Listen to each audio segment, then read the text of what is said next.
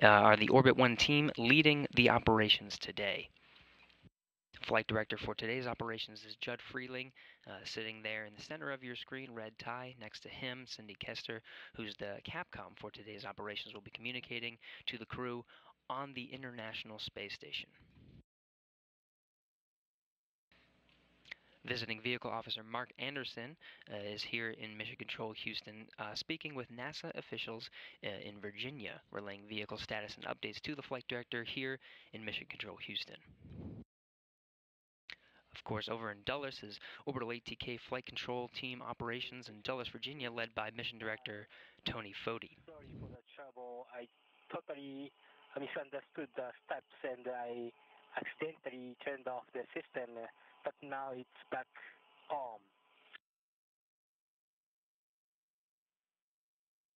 Copy that. There's no problem. We see good telemetry now. Thanks for fixing it. You're hearing the voice of Norishige Kanai aboard the International Space Station right now.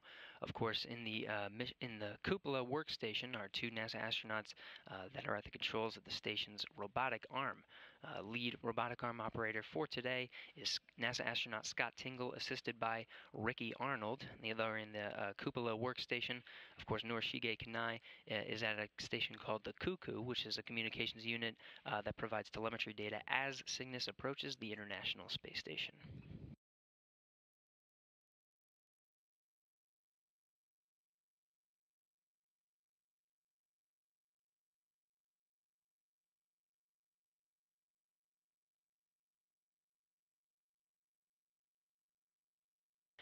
This is just under 3 days after the launch of Cygnus on top of Orbital ATK's Antares 230 rocket from Pad 0A at Wallops Flight Facility in Virginia, lifting off at 3:44 a.m. Central Time on Monday, May 21st. In orbit, solar arrays were deployed, and off it went. Now it's on rendezvous course just under 3 days later, carrying about 7,400 pounds of food, supplies, and experiments to the International Space Station. Today, we're looking at a capture time at 4:20 a.m. Central Time. We are manning the cupola and we're ready to go when you guys are.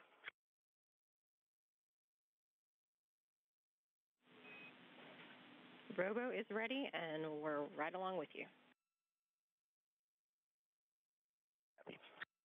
Of course, plenty of science experiments that we'll explain along the way. 7,400 pounds of supplies on board Cygnus, many of experiments on board that we'll cover as Cygnus approaches closer and closer to the International Space Station.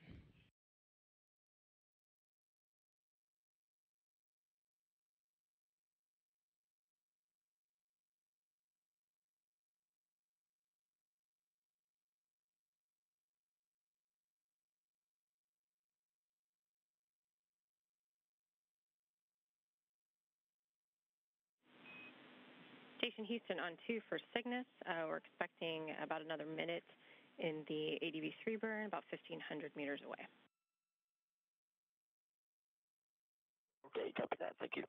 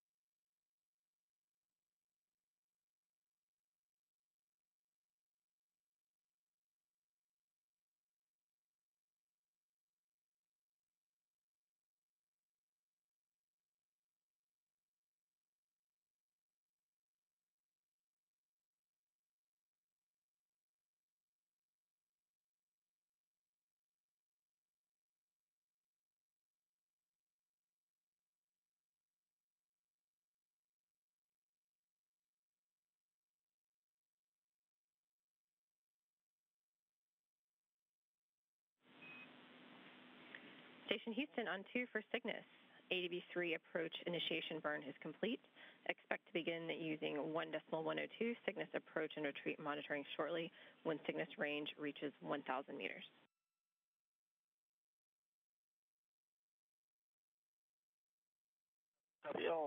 Cindy, thank you.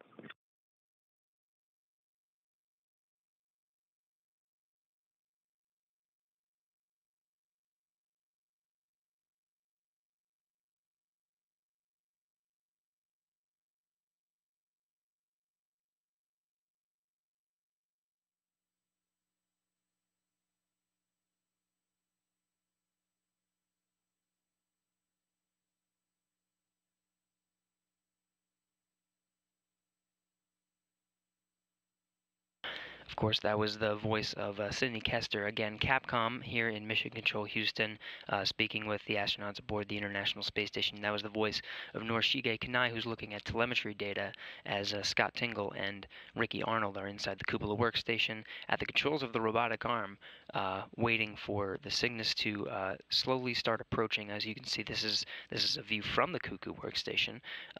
There's a number at the bottom, sort of right of that telemetry data, primary range of Cygnus to the International Space Station. You can see closing in, just about to pass 1,300 meters, slowly approaching a range of 1,000.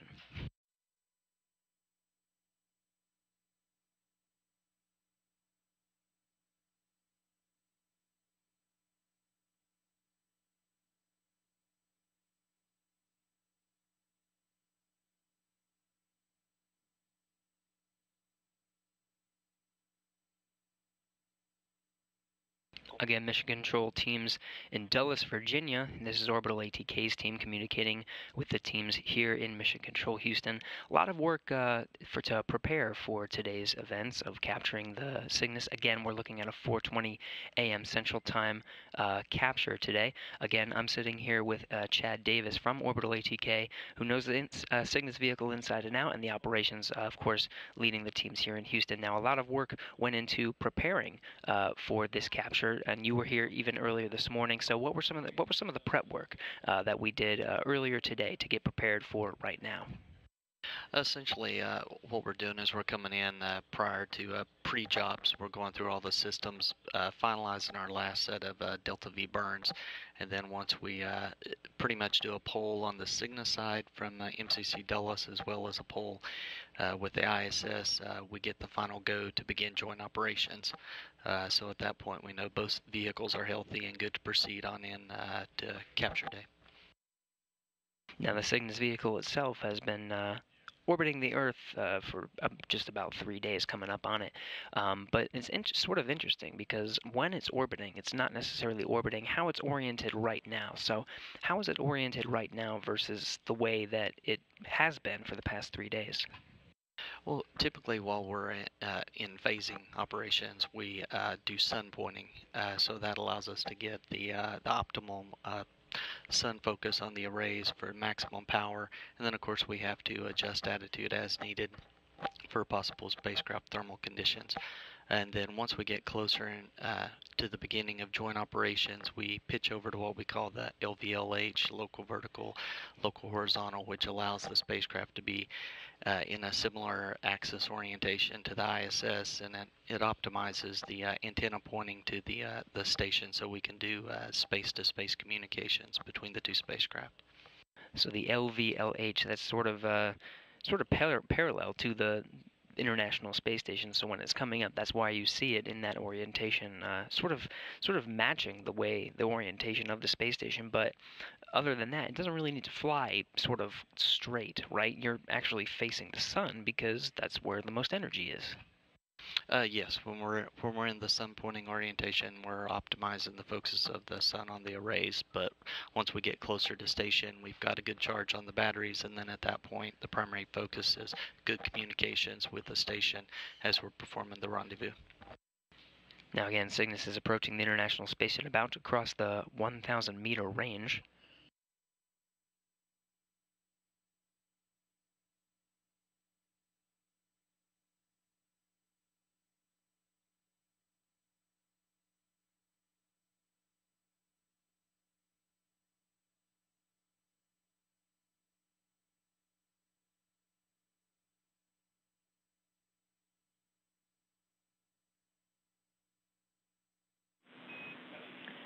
Station Houston on 2 for Scott and Cygnus.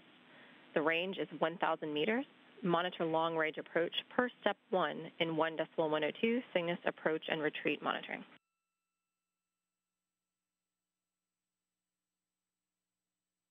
Step 1. In work, Cindy. Thank you.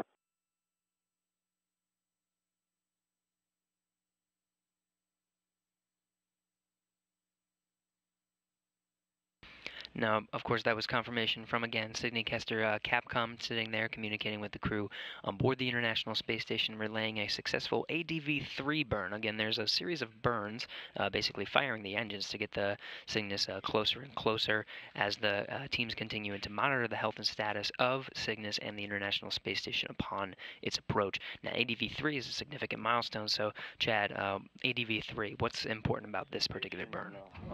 Essentially, with ADV-3, we're transitioning from about 1.4 kilometers, and it puts the spacecraft on the glide slope, for lack of a better term, to come up the R-bar, which is our primary glide path coming into the ISS for the rendezvous side. So without the ADV-3 burn, we're going to continue right on by the station, and it's a critical burn in the whole phase as we step our way up. So it's always good whenever we have a good ADV-3 burn, and everyone's happy with the current trajectory going in from that point forward. We're watching it as well, and we concur. Outstanding.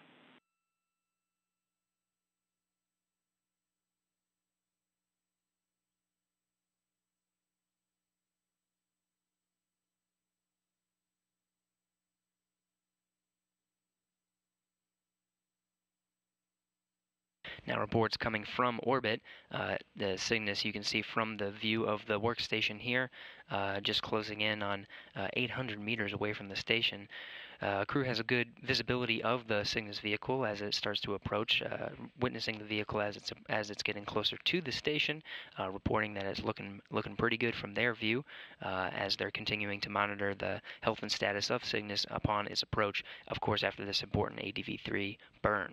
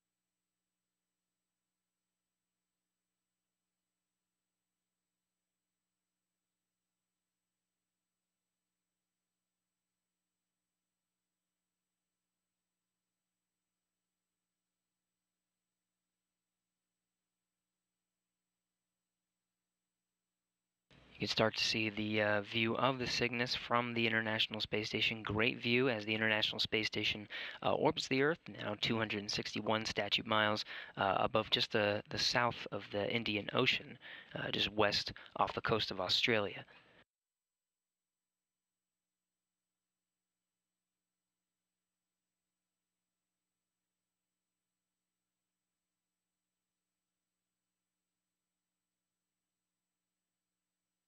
There's a few more burns scheduled before the range of the Cygnus is just closing in on the 250-meter holding point. The schedule as it exists now, the Cygnus should be arriving at that point sometime before sunset, and then continue operations just shortly after sunrise.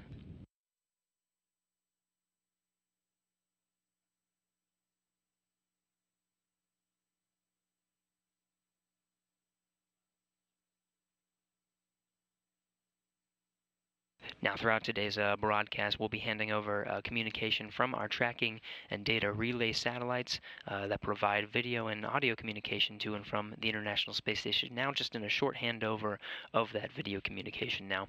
Again, we're approaching the 250-meter holding point. This is one of the many milestones to get the Cygnus to its eventual capture point, just about the order of 10 meters away from the station. That allows the robotic arm to actually reach out and grab it. Now, 250 is a milestone, and Chad, for what reason?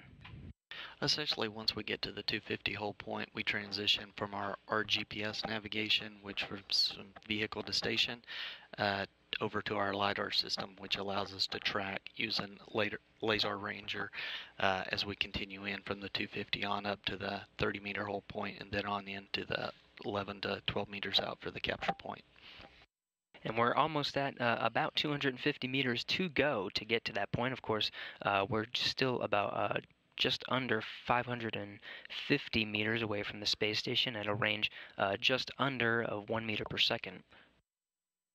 Again, just about 3/4 of a meter per second on its way to the International Space Station. Slightly slower from its original course shortly after the burn, just earlier at the beginning of today's broadcast.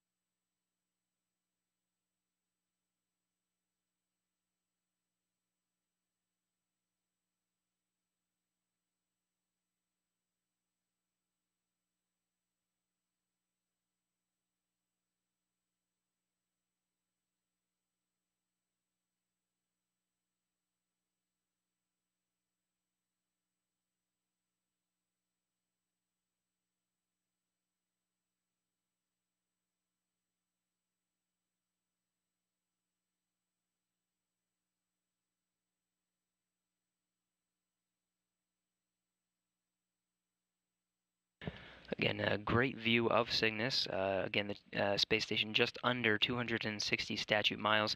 Still over the South Indian Ocean. You should be seeing the west coast of Australia soon. We're about to skim past just the northwestern coast of Australia over Indonesia here shortly. Of course, we just completed the delta velocity approach, delta velocity burn number 3, which, as we described, is very important to actually approach the International Space Station. Now, just getting confirmation of ADV4. Now, this is also a very important burn. Is it the last delta velocity burn? Yes, correct. That's the last one, and then from this point on, we're going to be doing slight, we call them hair hops, as we work our way up the R-bar from that point on. So this is that final burn. Again, this happened just at about the 500-meter mark. Now we're at 440 meters away from the space station and closing. The next milestone of Ken will be a range of 300 meters, crossing that point to approach that 250-meter holding point.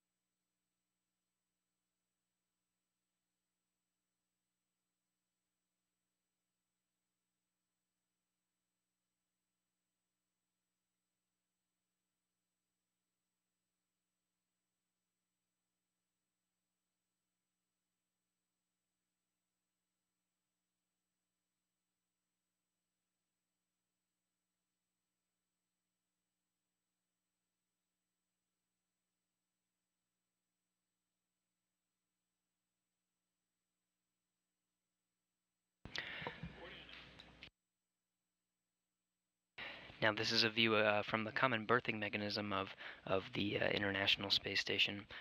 That's where the Cygnus itself will be berthed again to the nadir point, or the Earth-facing side. This is why it's pointing towards the Earth of the Unity module, node 1. Again, the Cygnus is currently just under 260 statute miles, 256 now, statute miles above the Earth, just over the west coast of Australia. We're just crossing the 400-meter point, actually just crossing 370 meters now. Again, the next milestone range will be 300 meters. That gets us closer to the 250-meter holding point. The vehicle itself is named after J.R. Thompson, who is a leader in NASA. He was administrator for a while, and also Orbital ATK and Orbital Sciences before that. And Chad, you actually had the pleasure of meeting J.R. Thompson for a while and know a little bit about him. Yeah, whenever I was working on the Orion launch abort system, I had JR come and visit our low bay area where we were assembling a NERT launch abort system for some acoustic testing, and then preparing the hardware for shipping to White Sands for the pad abort test. And he showed up bright and early one morning and introduced himself, and came out and just liked to see the hardware and see all the stuff that we were doing to put Orbital on the map with human spaceflight with the supporting the Orion program. Now, of course, Orbital ATK, one of the customers that provides cargo to the International Space Station regularly, a player in the aerospace industry. Now, J.R. Thompson, a leader in the aerospace industry, passed away back November 2017.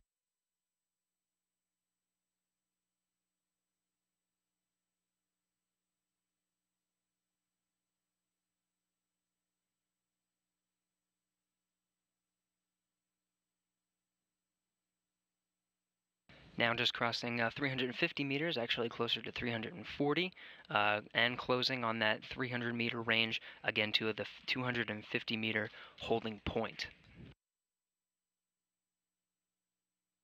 Again, lots of science on board, 7,400 pounds of science and supplies aboard the cargo craft. Many unique experiments as well. One of the ones that I would like to highlight is the Cold Atom Laboratory.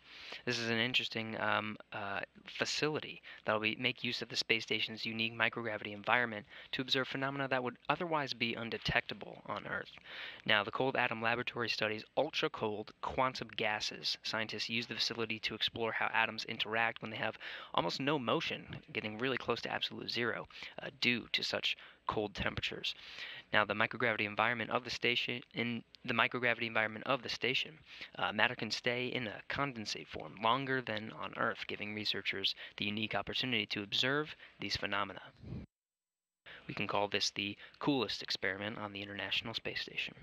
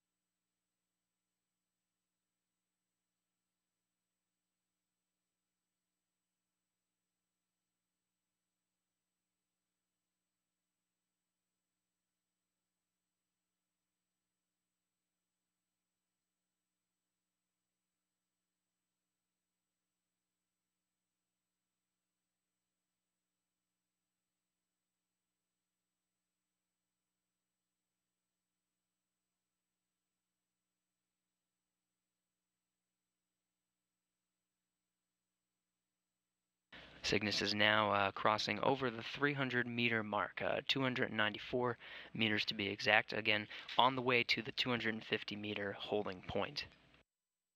That's the next milestone. Again, 7,400 pounds of supplies and experiments waiting on board for the astronauts to actually ingress, planned for later today, but capture again at 4:20 a.m. Central Time. Many investigations on board. We already talked about the coolest one, but there's another one that actually has to do with navigation based on the stars. This one's called the Sextant Investigation. Chad, you know a little bit more about this one. Yeah, I thought it was interesting that the crew's actually taken up a sextant instrument like they used in the days of the sailors to navigate via the stars, and some of the from the Apollo days they use instruments the same to be able to verify the computers had them in the right location for their guidance. And they actually have a sextant instrument on board Cygnus so that the crew can use that and help them sort of test the abilities for emergency situations in Orion once it starts doing its deep space exploration activities and missions out to the gateway at some point. Very important. Of course, they'll have the reliable instruments that will actually take them where they need to go and use the onboard computers to navigate. But it's nice to have that backup of navigating via the stars, just like in the good old days. Exactly.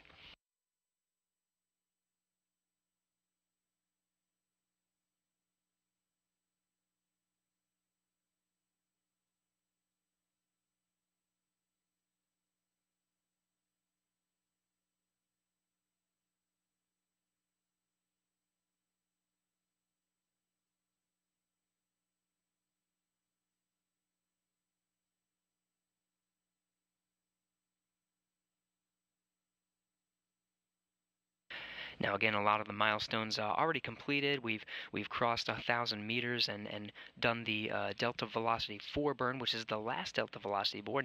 Now we're looking towards those hair hops that Chad was talking about before, crossing the 300-meter mark. Again, the next checkpoint is this hold at 250 meters to assess the following steps to get closer and closer to the space station, to just about 10 meters away. So NASA astronaut Scott Tingle and Ricky Arnold that are in the cupola workstation at the controls of the station's robotic arm can reach out and bring on the 7,400 pounds of crew of supplies and experiments on board the International Space Station. 9494, and the meter is the Copernicus.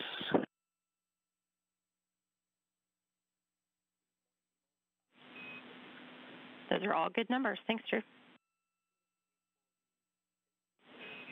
While I have you, I can also give you that the PCA pressure is 742.2 millimeter Hg. Copy that and got that off the display, and that checks out. I read 742 on the multimeter. Copy all, and we're hearing a good check. I concur.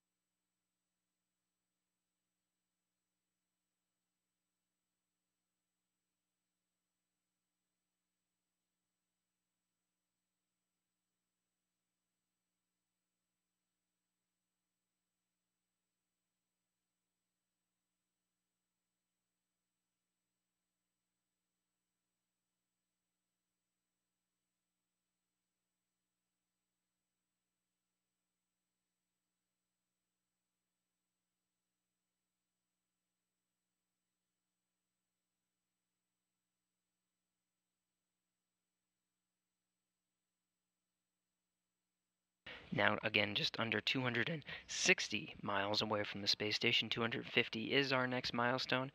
That's the point where the Cygnus will hold for a bit as teams here in Mission Control Houston and in Dulles, Virginia, the Orbital ATK flight control teams assess the vehicle and move on to the next step. After 200 meters, they'll be go for departure and go to the next hold point, which is just 30 meters away from the space station.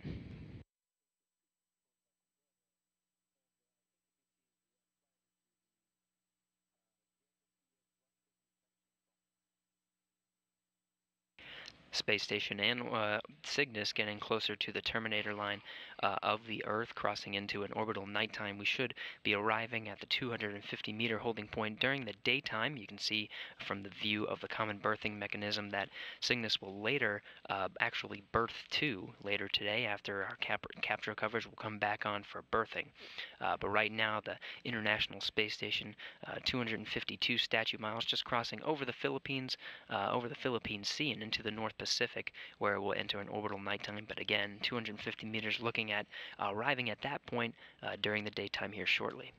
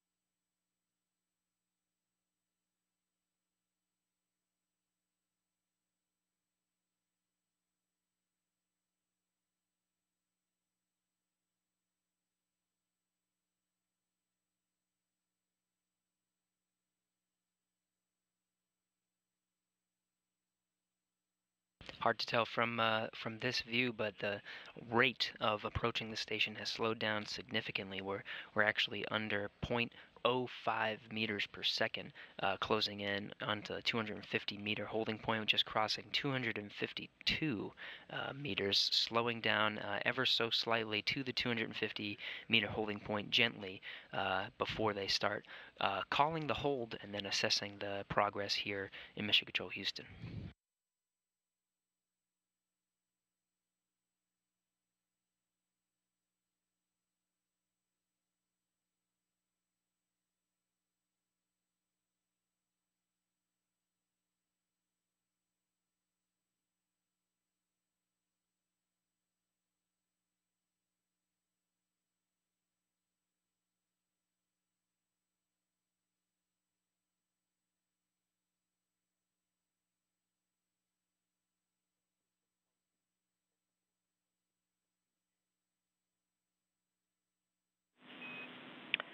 Station Houston on 2 for Scott and Cygnus.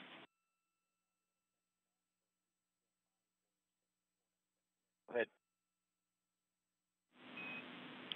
Cygnus has arrived at the 250-meter hold point. Stand by for Cygnus transition to LiDAR navigation before performing step 2 of 1.102.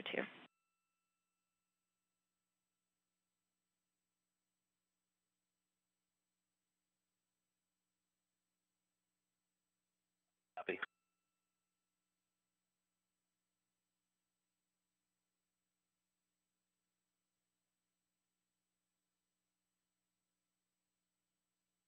Now you heard confirmation from here in Mission Control Houston. That was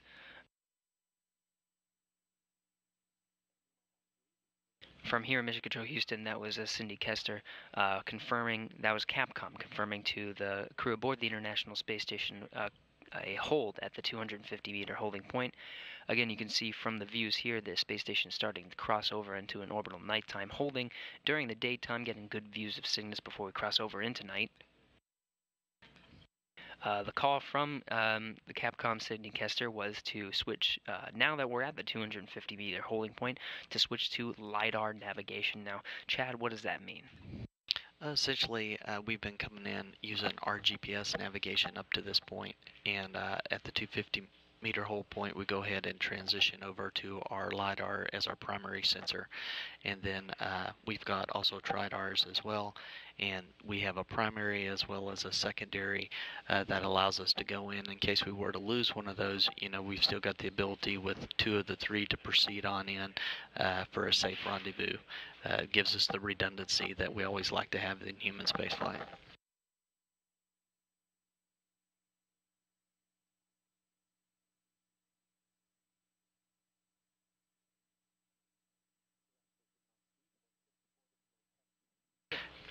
I was going to say, and then for the LiDAR itself, you know, it's essentially a laser range rate that we're using from the spacecraft on up to the ISS. It's given us measurements as we go versus with our GPS, you know, we're using between the 2 GPS sensors between the 2 spacecraft, getting our range and range rates.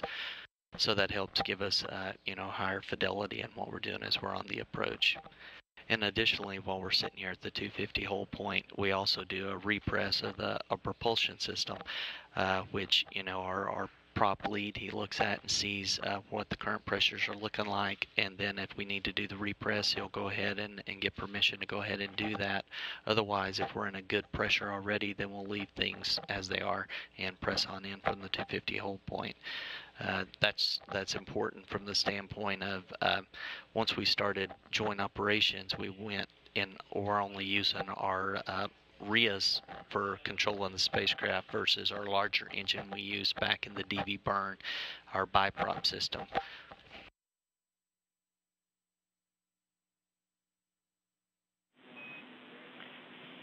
Station Houston on 2, Cygnus has transitioned to LiDAR for navigation. Confirm Cygnus 250-meter hold per step 2 in 1.102.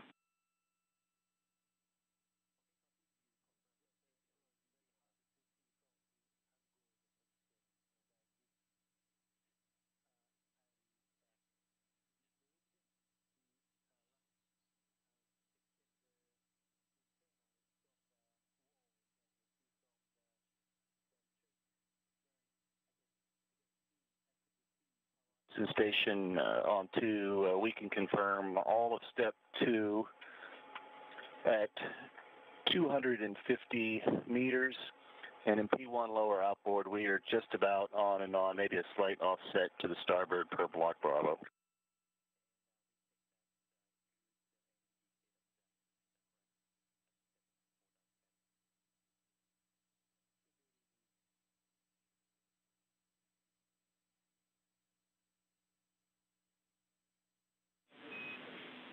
Houston copies. We like that report. If you have a status on the CP3 camera, we'll take it.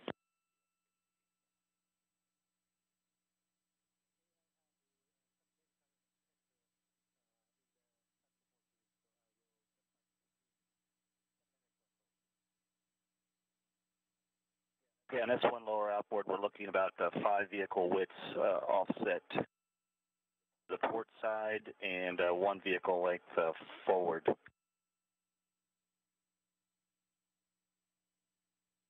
Outline is in the circle.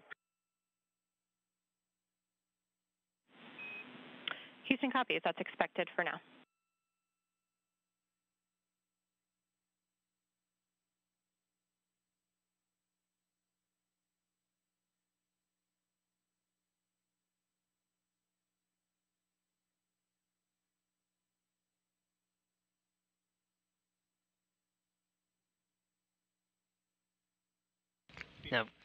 Now, of course, we have a good view of the Cygnus from the cameras aboard the International Space Station, holding again at 250 meters, but the crew aboard the International Space Station has a slightly better view, reporting good telemetry as they determine whether to go through the next steps and depart 250 meters.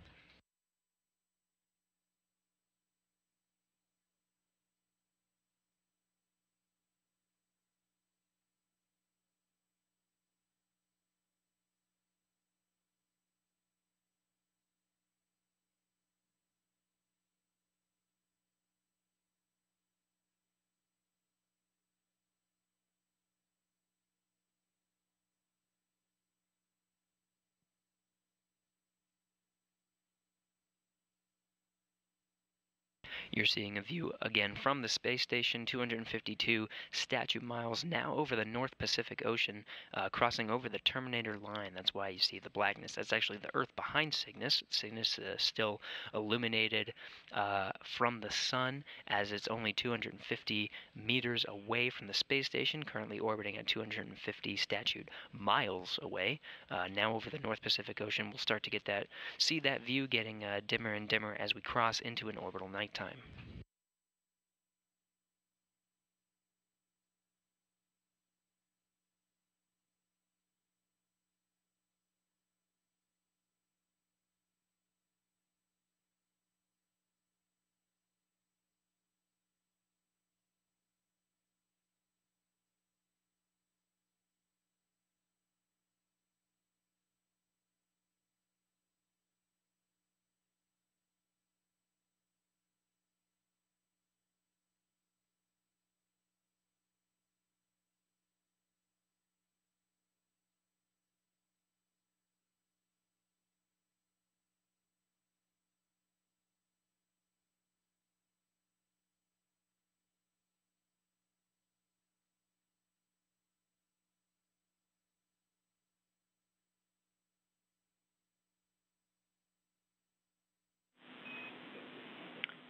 Station Houston on 2, Cygnus and ISS are configured for approach inside the keep-out sphere.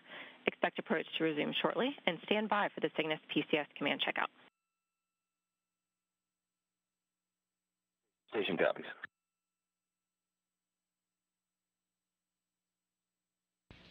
Holding at 250 meters for just about 9 minutes. Confirmation from here in the ground up to the crew members aboard the International Space Station at the controls of the station's robotic arm. Again, Scott Tingle. You're hearing the voice of Ricky Arnold, who's right next to him. Scott Tingle, of course, as the prime robotic arm operator. Ricky Arnold providing communication and telemetry down here to the ground. Just got confirmation that we're looking good at the 250 meter holding point, now beginning the next steps to depart 250 meters. We'll give you a status update once we're on our way to the 30 meter holding point.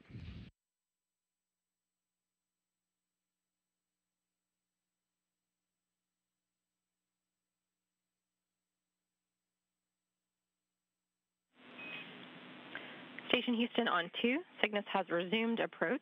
Go for Cygnus PCS command checkout. Hold arm per step 3 in 1.102. Station copies, didn't work.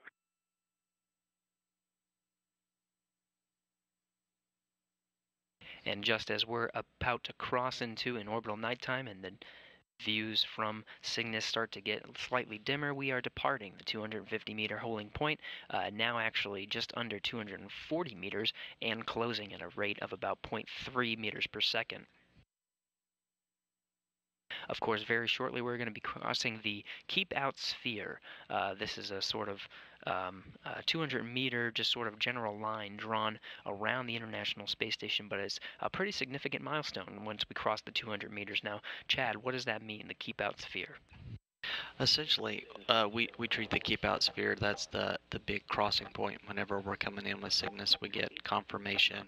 The crew and everyone on board is under the understanding that we're coming in at this point, and the ability, once we get to the 30-meter hull point, they'll have the ability to send us on an abort or retreat or whatever they need to do to sort of help control the safety of the crew on the ISS. And we also obviously have that capability from the ground as well. But the 200-meter point is just the point of safety for the crew, just to keep everyone in the awareness of we're coming in for the closer 300 or 30-meter as well as the final capture point. And of course, we're closer now, just crossing 215 meters away from the space station, 15 meters to go until we cross into the keep out sphere.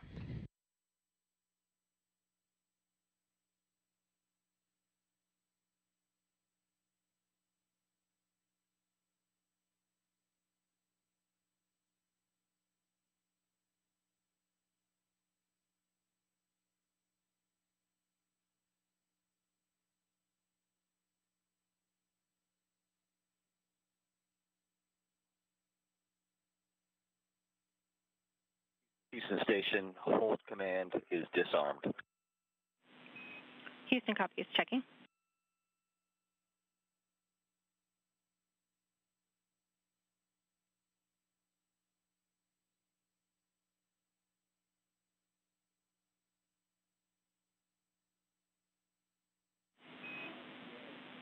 Cygnus PCS command checkout was successful. Begin monitoring approach from 250 meters per step 5 in 1.102.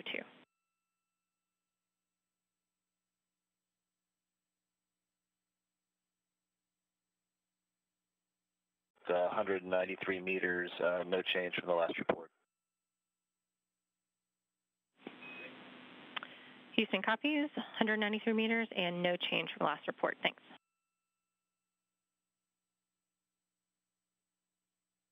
So you just heard confirmation from the crew aboard the International Space Station. Cygnus is inside the 200-meter keep-out sphere. Crew now has the authority to issue an abort if no comm with MCCH, and the light is outside the corridor. Station copies.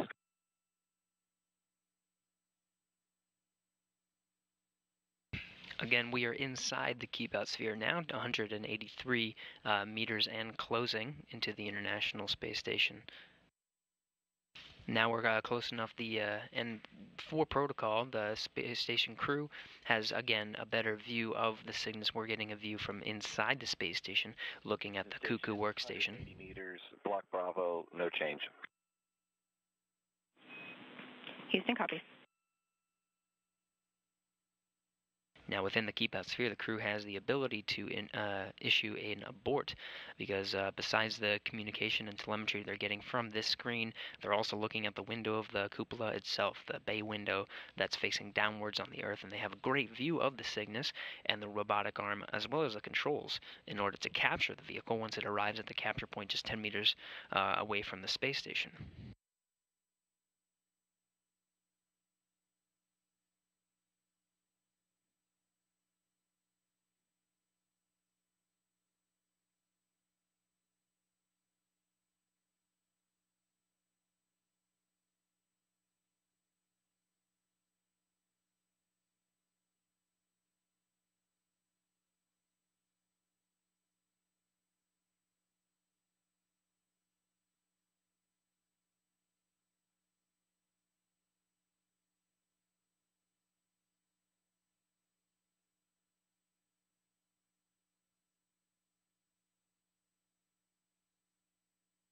So again, crossing the keep-out sphere after departing the 250-meter holding point. Next holding point at 30 meters. A lot can happen in that time.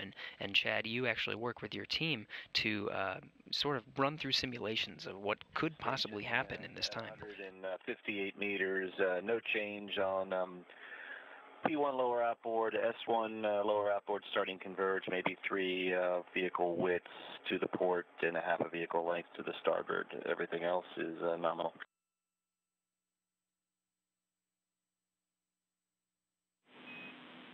Houston copies. We're expecting the trend to continue.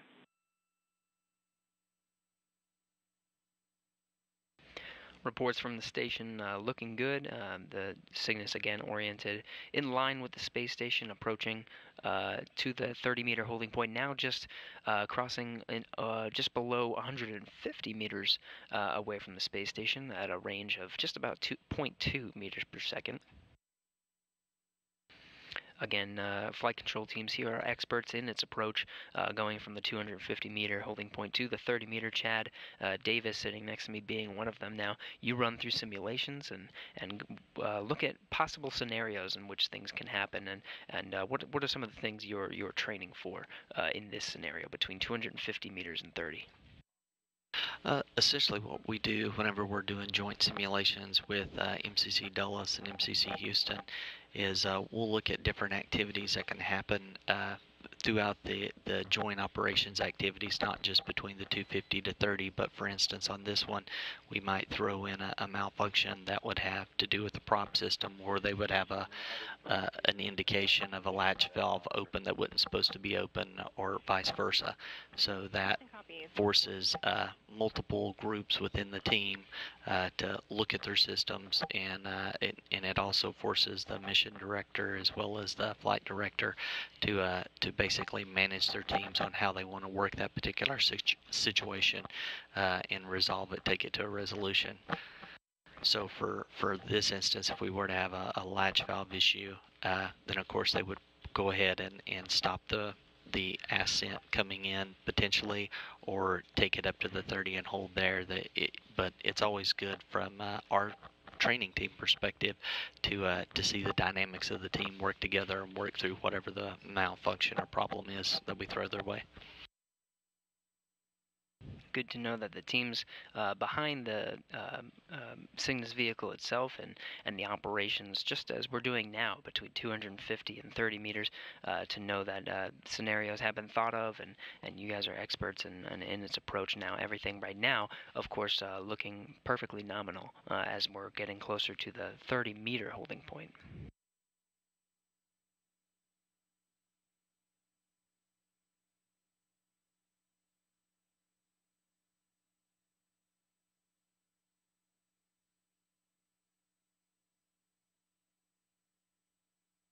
Houston Station, 125 meters, Block Bravo, no change, either monitor. Houston copies.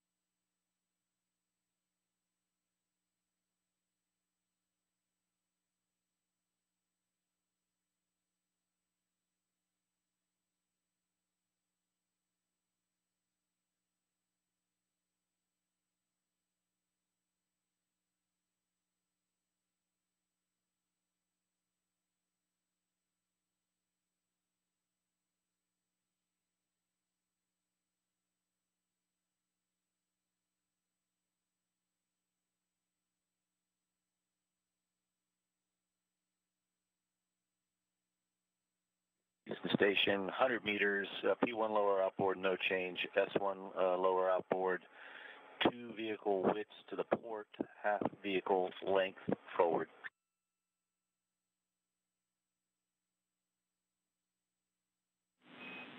Houston, copies all.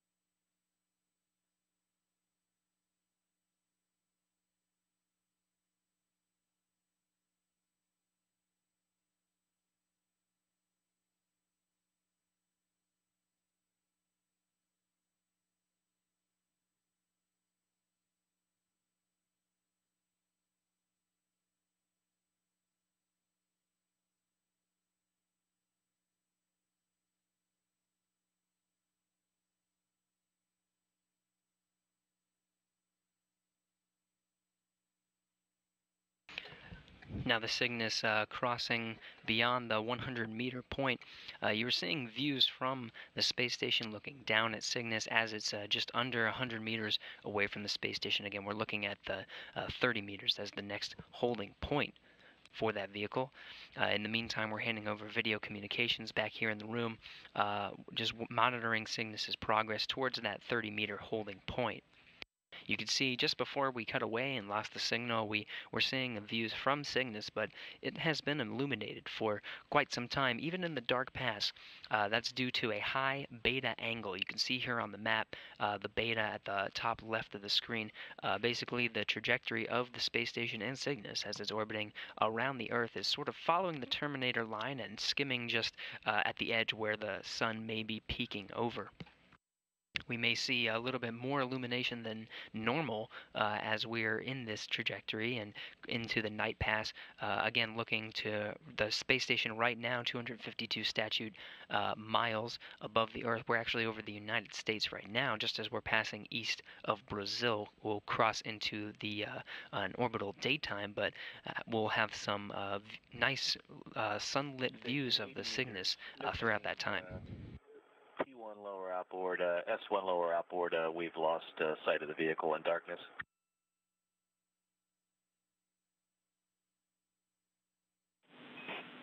Houston, copies.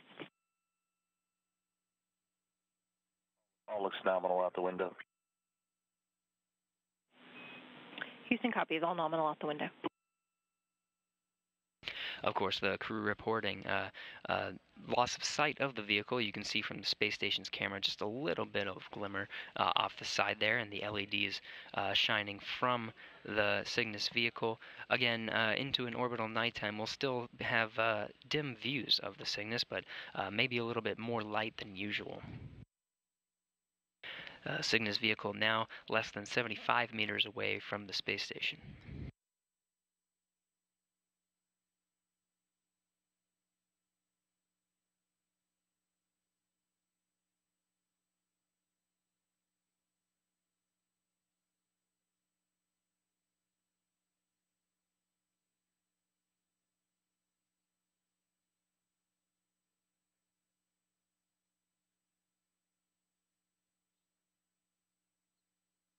In station at 70 meters, no change.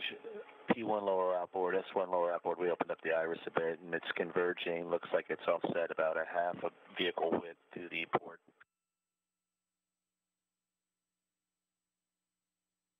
All else nominal.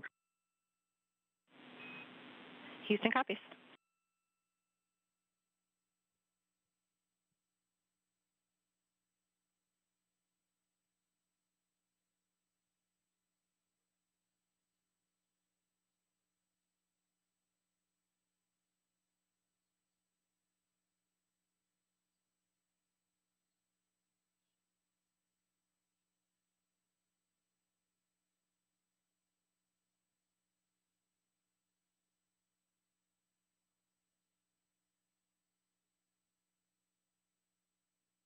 Now the crew aboard the space station, again, looking through the windows of the cupola. They have a pretty good view, but the camera exposure not picking up, the camera that's collecting telemetry as Cygnus is approaching, just needed to open up the iris a bit. You can see reporting just a little bit off from the shape of the vehicle. You can see there off to the right, telemetry just a little bit off, but this is perfectly nominal upon the approach, and you can see Cygnus just about to cross over into 60 meters away from the space station. Again, 30-meter holding point is our goal.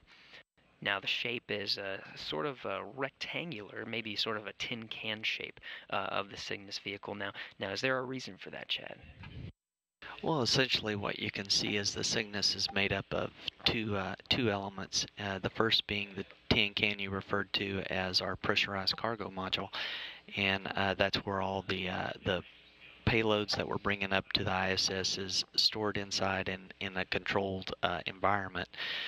And then, of course, you have the second element, which is the service module, and that's primarily the brains of the spacecraft. It's got all the major subsystems, from the propulsion, the electronics, the avionic systems, the GNC, the flight computers, all the brains that make Cygnus fly the way it flies. And then, as well as the prop system is distributed between the service module, and it has some of the RIA attitude control motors on the PCM as well, just for control of the pitch, yaw, and roll of the spacecraft. But again, it's two primary elements that make it up, and as it gets a little closer, we'll be able to see those a lot more clearly. A little bit hard to see from this angle, but just sort of behind the vehicle, that's where the service module is, the one you're talking about, or the service component with all the sort of brains, as you said, of the vehicle. But there's also solar arrays that are sticking out the edge, sort of perpendicular, I guess, or to the view that we're seeing. So they're a little bit flat, but those solar arrays are a bit interesting as well. Correct. Those are our ultraflex solar arrays that we started flying since the OA4 mission, and we switched from the rectangular ones that you saw on the earlier vehicles to help get a little bit of a mass savings, and they provide pretty much the same amount of power, but it saves us mass on the spacecraft, which means more cargo we can deliver for our customer NASA. More cargo, the better. Again, 7,400 pounds of cargo aboard, including science experiments, as we talked about before. Right over St. Petersburg, on and on P1 lower outboard. S1 lower outboard continues to converge, half vehicle width offset to the port side. Houston copies all. We like that report.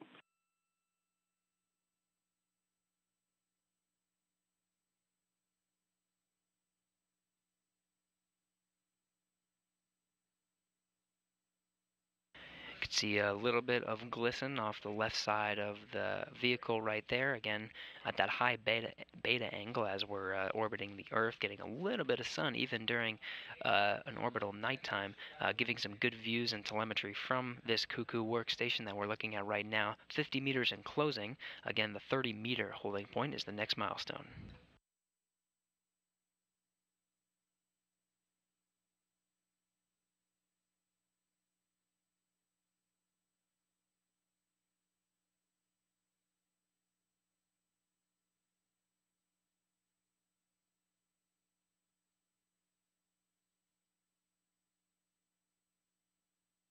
A little hard to see, but we're crossing over the last bit of the United States, just the southern tip of Florida, about to head over the Caribbean, over Cuba, and then over South America.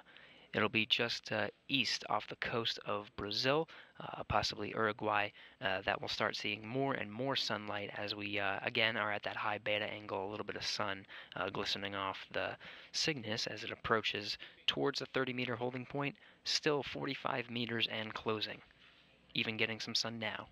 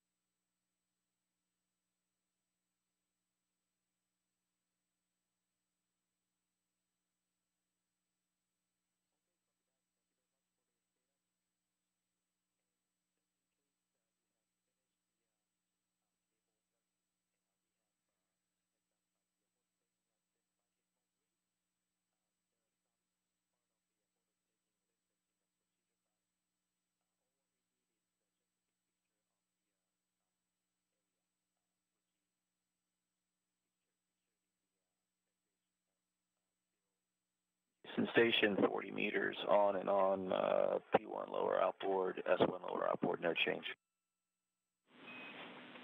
Houston, copy all. Just heard the report from the crew. 40 meters in, closing again 30 meters is our holding point. Just under 10 meters to go. Again, we're at that high beta angle now, crossing over the Caribbean, soon over the northern coast of South America, 250 miles above the Earth. Still at that high beta angle, so just a little bit of sun peeking over the terminator line as we're in an orbital darkness.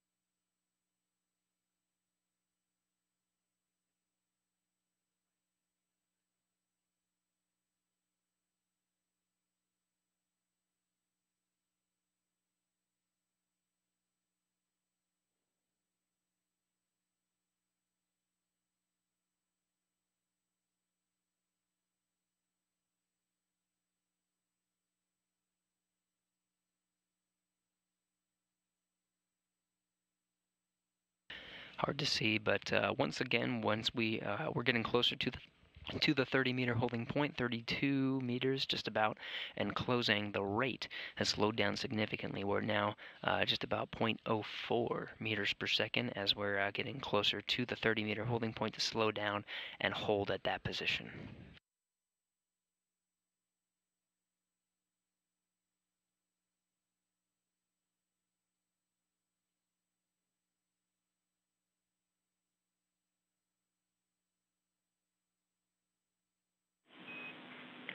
Station Houston on 2. Confirm 30-meter hold and set up for capture per step 6 in 1.102.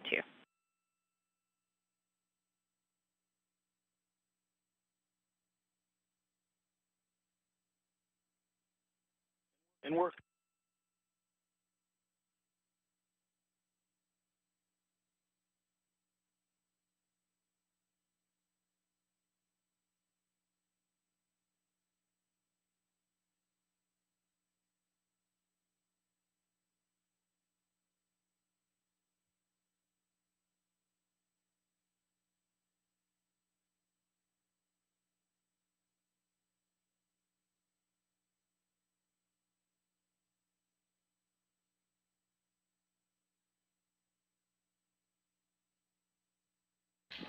A great view of Cygnus holding at the 30-meter holding point. 5 meters.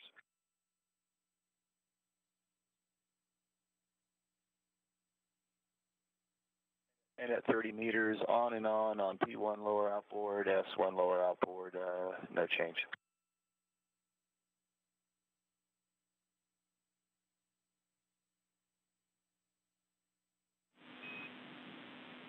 Houston copies. Understand the report, and we'll stand by for your readiness report.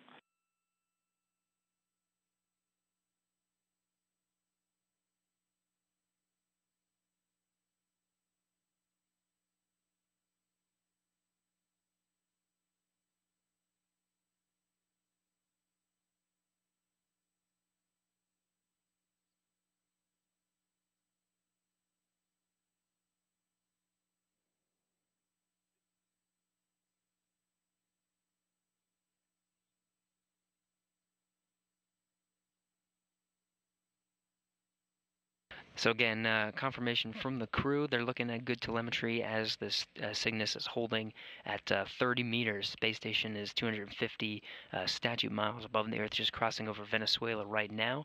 We'll be entering into an orbital daytime here soon, as we're still getting sun across the terminator line. Again, the space station and Cygnus flying at a high beta angle, so a little bit of sun coming from over the terminator line as we're flying over South America right now. Ground teams will assess the vehicle health and status at the 30-meter holding point before departing to the capture point. That's just about an approximate 10 meters away from the station. So the crew members aboard, that's Scott Tingle as the prime robotics operator, assisted by Ricky Arnold. Again, Norishige Kanai looking at telemetry from the inside as well. Will be using the station's robotic arm to actually grapple the vehicle.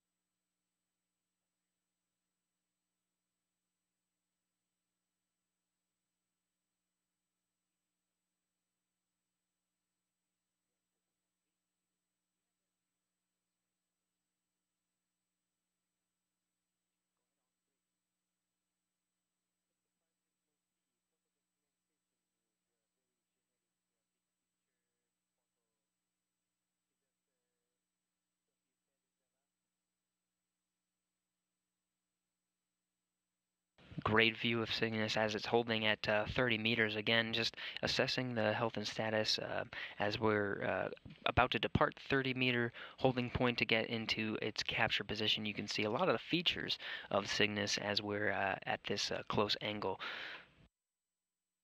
Chad, can you pick out some of the... It looks like was it a LiDAR component? Yeah, I was going to say, if you sort of look in the center back area there, the service module itself, you can see a couple of those smaller boxes are our LiDARs we're using as we're coming in. And a second ago, it looked like you could actually see the laser, the light, as part of the LiDAR system itself. It's taking its ranges firing toward the ISS. Also, if you look in the upper portion of the back area of the service module, sort of looks like a white rectangle area, a little bit larger. That's our nanoracks deployers. Were following the completion of the cargo resupply mission, we'll be departing the station and deploying some nanosats for our customers, and that's a deployer mechanism we have mounted externally to the service module.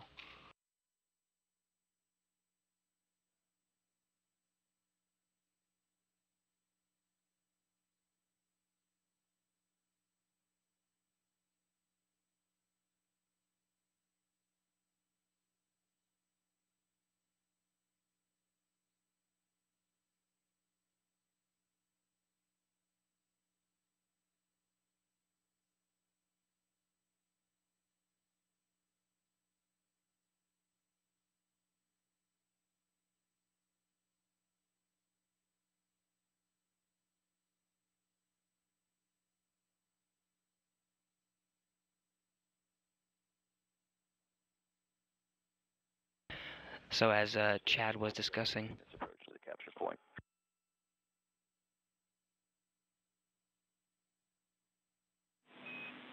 Houston copies.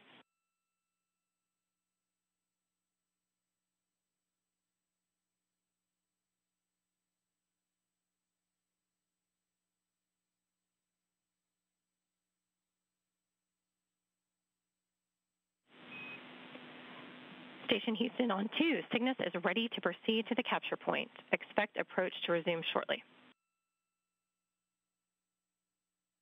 Station copies.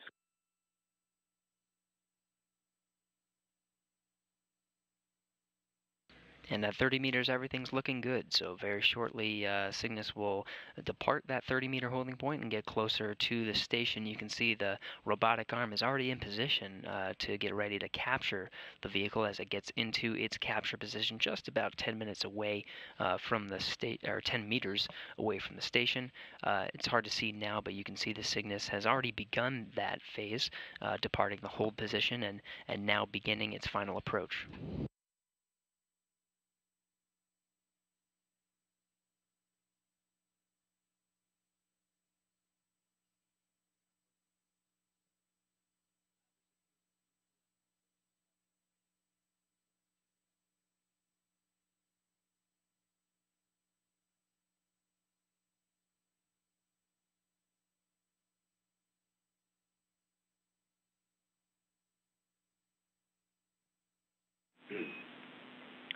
Station Houston, Cygnus has resumed approach to the capture point.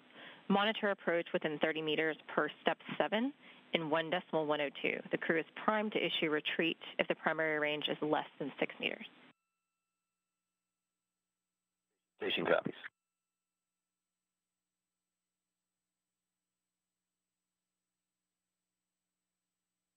So you can see the telemetry from the Cuckoo workstation. Bravo, both cameras on and on. Houston copies, both on. Good report.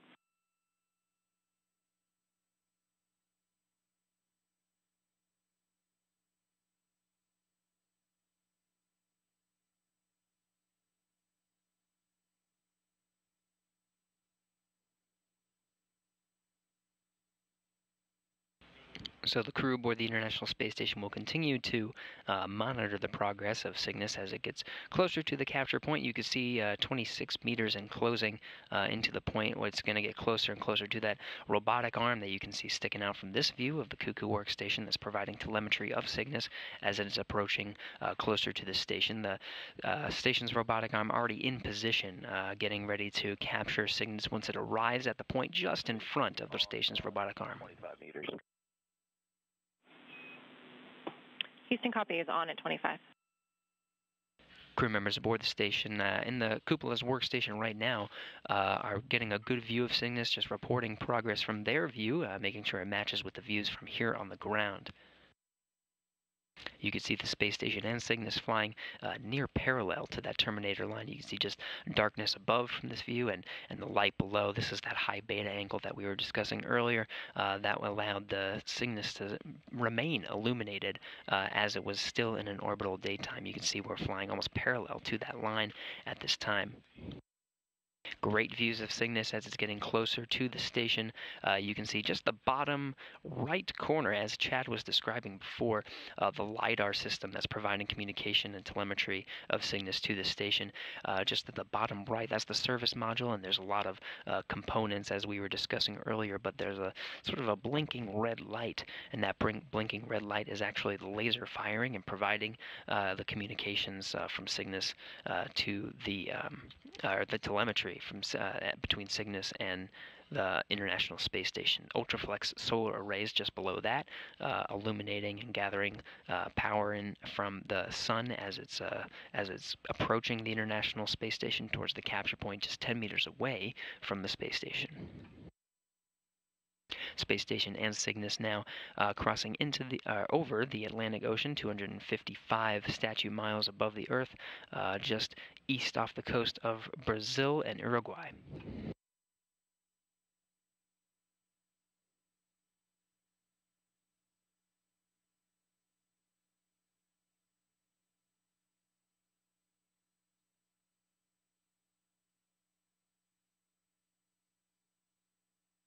Houston on and on at 20 meters. Houston copies, on at 20.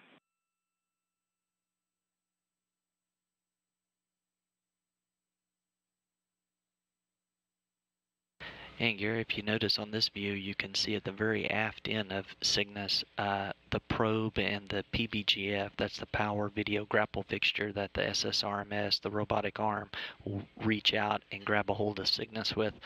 It's a real clear view of it right now off the aft end of the service module.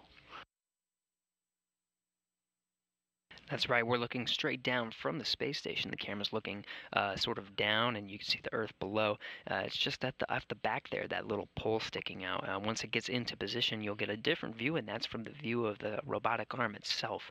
It won't look like a pole from that view. It'll look more like a dot, and that's actually the line, the probe, as you're saying, that actually helps them to guide the robotic arm into into capture the vehicle.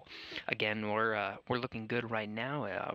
Arriving at the still going for a 4:20 capture time as we're approaching the capture point just 10 meters away.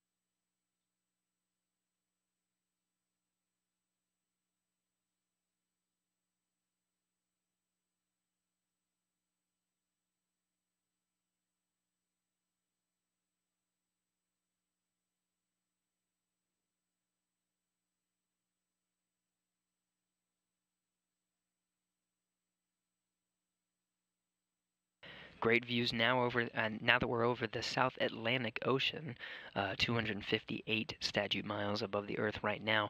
You can see this is the camera view from the station's robotic arm. As we were discussing before, we were getting some views right straight down onto the Cygnus. Now this is the view as the Cygnus is arriving at the capture point.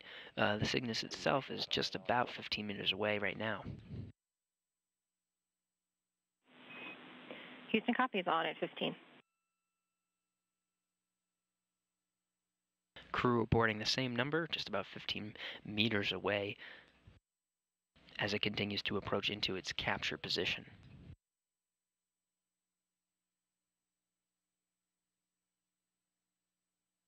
You can see in the back there the service module components, as we were discussing earlier, that provide sort of the brains of the vehicle.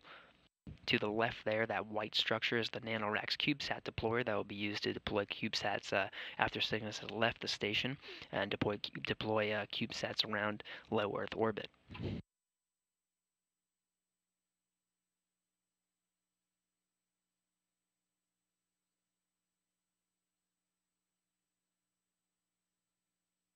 Yeah, and there's a good view. You can see the actual LiDAR boxes right beside, to the right of the CubeSat deployer. It's a good view of those as vehicles approaching.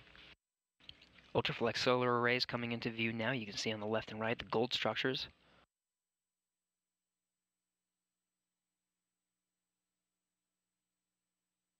The grapple fixture is that sort of three-pronged circle that you can see just at the lower back end of the Cygnus. And the white straight line with the sort of circle or pin in the middle, that was that bar that was sticking out before. That'll help guide the station's robotic arm into capture the vehicle here in a few moments.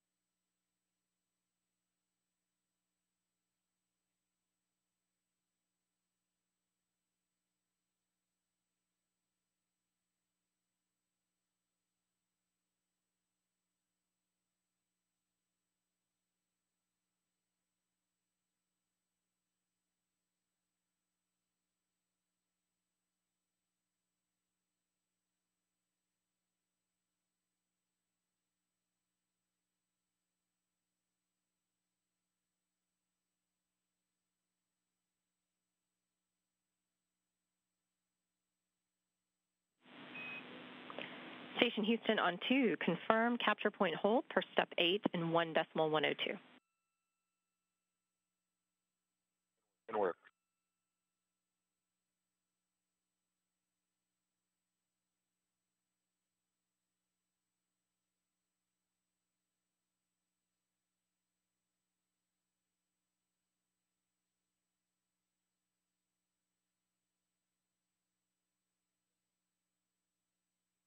So confirmation here from the ground that the Cygnus has arrived at the capture point. Again, we're looking at 12 meters away from the space station now, but you can see its position just in front of the robotic arm. They'll do a poll here in Mission Control Houston for a go, no-go to proceed with that arm moving closer and closer to the Cygnus that's now currently holding. Step 8 at 12 meters, and we've been seeing the intermittent TDRS to VVLOS. I'm sure you guys have. Is that an issue? Checking.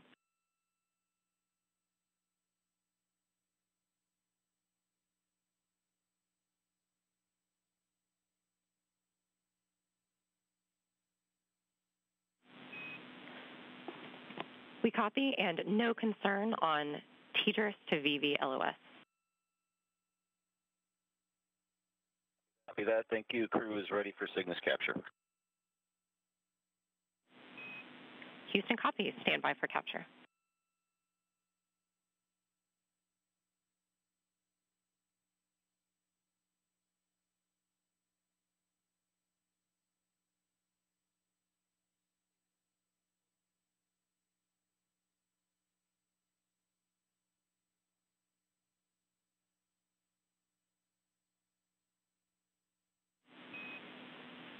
Station Houston on space to ground 2. You are go for Cygnus capture sequence, step 4 in 1.110 Cygnus capture. Begin monitoring the backaway cue card. Didn't work.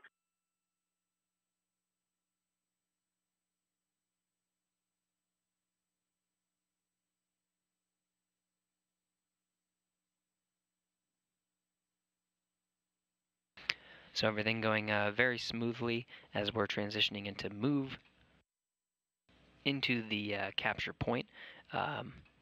Cygnus currently holding just about 12 meters away from the space station, right in front of the station's robotic arm. After the polls here in the room, looks like all teams here are go for capture. And then we'll just wait for confirmation from orbit. Scott Tingle and Ricky Arnold inside the cupola workstation, working the station's robotic arm. The camera view that we're seeing right now will start getting closer and closer to capture the Cygnus vehicle today.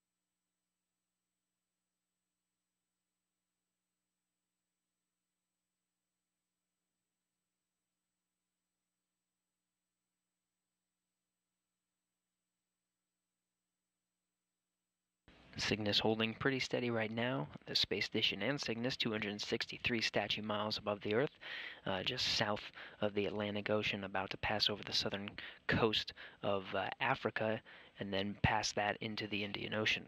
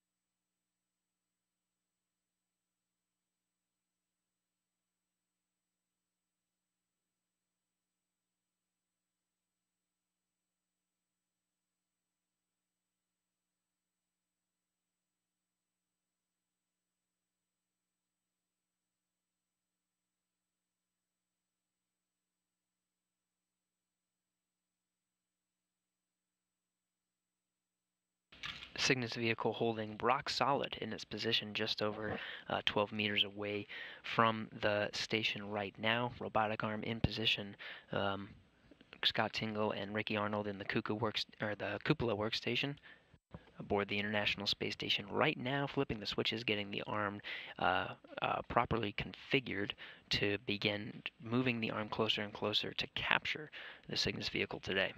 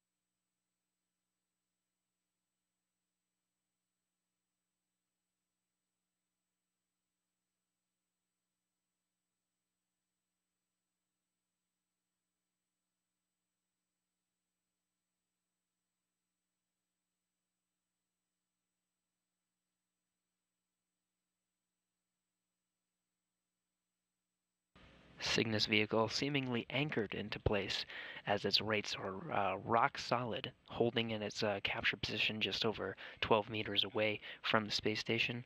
Now where you can see the arm itself is in motion, slowly going into capture the Cygnus vehicle today.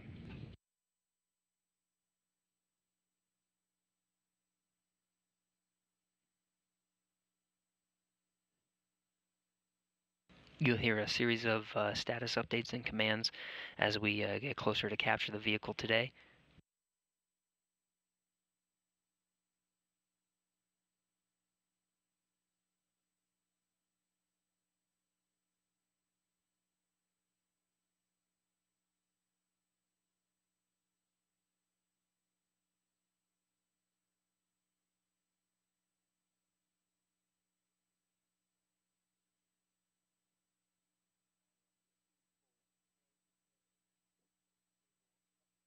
Three meters and closing.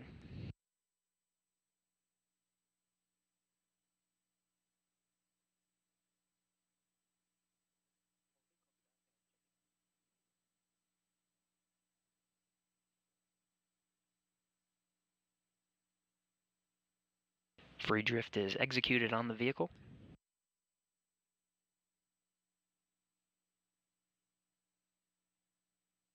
2 meters and closing.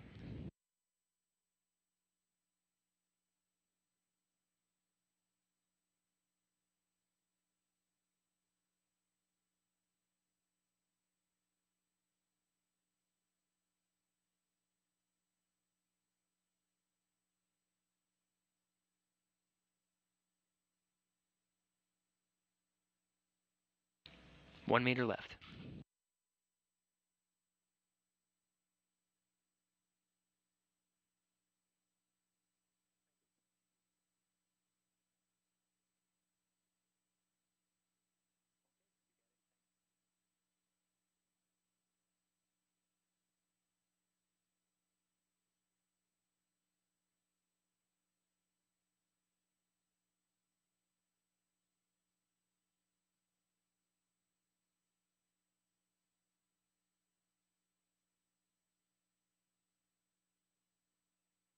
Robotic arm is over the pin.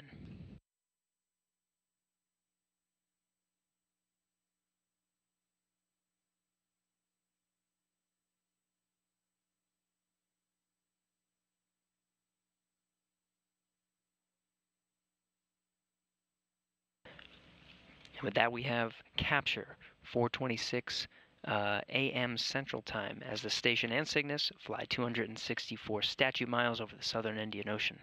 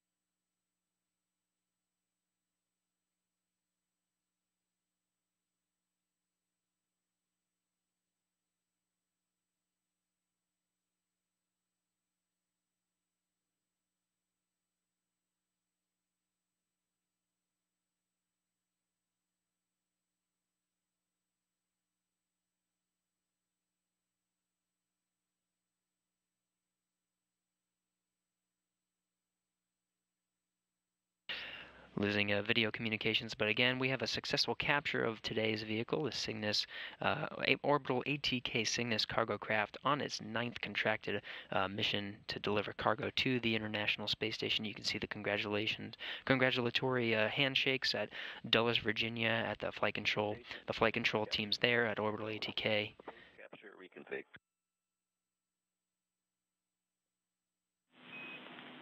Houston copies. We understand we are go for Cygnus post-capture reconfiguration. Excellent job, guys. You've got a whole team down here in Houston with big smiles on their faces, and I know I can say the same for the folks out at Dulles and our partners around the world. Great work.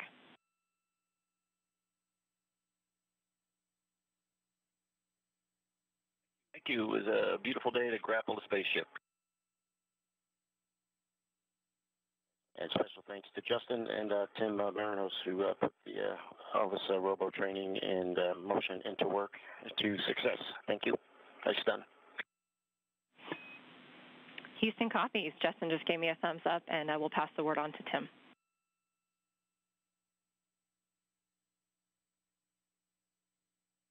Some congratulatory words and specific callouts from the crew aboard the International Space Station. Again, it was Scott Tingle and Ricky Arnold in the Cupola workstation today, working at the controls of the station's robotic arm to bring the arm in to capture the Cygnus cargo vehicle today. Again, that capture time was 4:26 a.m. Central Time. The Cygnus vehicle and International Space Station were flying 264 statute miles over the southern Indian Ocean.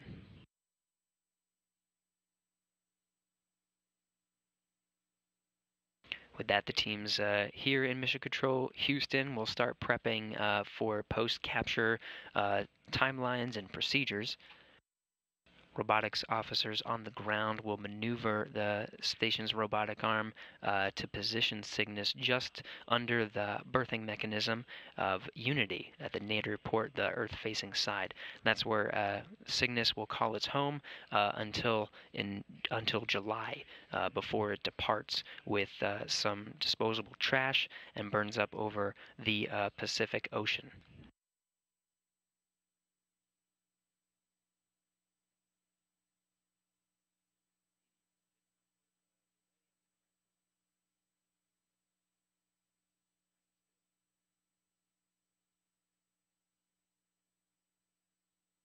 So with that, we have, again, a successful capture of the Orbital ATK Cygnus cargo craft on its 9th contracted mission to deliver cargo to the International Space Station. Congratulations to the teams here in Mission Control Houston, and of course the flight control teams over in Dulles, Virginia, with Orbital ATK's flight control teams.